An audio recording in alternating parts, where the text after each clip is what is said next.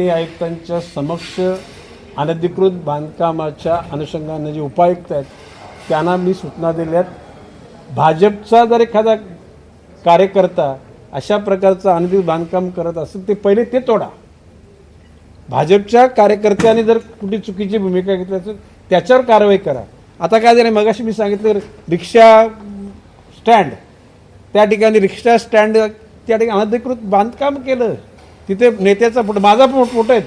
काही लोकांनी अज्ञाना म्हटलं गणेश नाईकचा फोटो पहिले काढा, तिथून गणेश नाईकचा बोर्ड पहिले काढा, ती शेड तोडून टाका, नंतर अन्य लोकांची तोडा। हे मी आता सुरुवात आम्ही केलेली आहे, नकोच आम्हाला ती अशा प्रकारचा खोटा मोठेपणा हा कोणाला भूषणावं नाही आहे। आणि आपले राहुल गेटे यांना मी सांगितले, राहुल गेटे सध्या त्याचे ते इन्चार्ज आहेत, त्यांना सांगितले की तुम्ही त्या गोष्टी कारवाई करता, पुढची जूनच्या तारीख असं 14 तुम्ही ती फक्त माहिती माझ्याकडे द्या। मी हे बघा, ह्या इमेजेस आहेत ना अण्णा युनिव्हर्सिटी साऊथला, त्यांच्याकडे 2005, 10, 15, 20, 25च्या सगळ्या इमेजेस आहेत।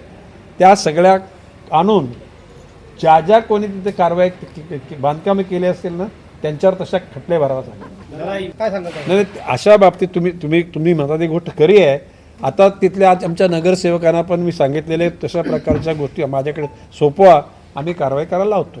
MSCBच्या बाबतीमध्ये मंत्रालयात मी वरिष्ठ पातळीवर बैठक लावतो आणि माननीय मुख्यमंत्रीच या खात्याचे मंत्री आहेत, माननीय मुख्यमंत्र्यांना सुद्धा एक पत्र देतो मी, जेणेकरून मुख्यमंत्र्यांच्याकडून सुद्धा त्यांना समज दिली जाईल आणि इथला आमदार म्हणून या शहराचा एक प्रथम नागरिक म्हणून, म्हणजे महापौर प्रथम नागरिक आहे, त्याच्या अगोदरचा मंत्री म्हणून मी पण प्रथम नागरिक आहे, 50-50 तर त्या गोष्टीवर आम्ही प्रकाश टाकू आणि त्या गोष्टीला बंधन घालू।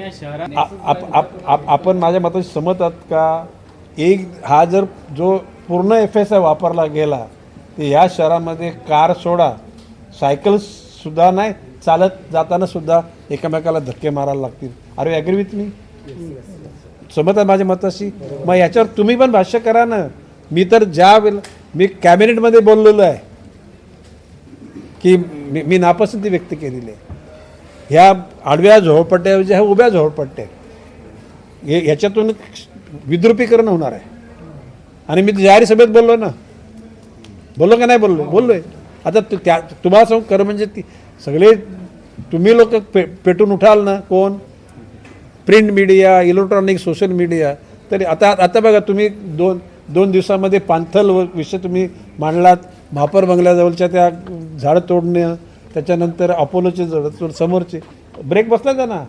हे काय ह्या नगरसेवकाने पत्र दिली ही पुरेशी नसतात, पण TV ला ज्याला बेइज्जती होते ना त्याला शरम वाटते त्यांना।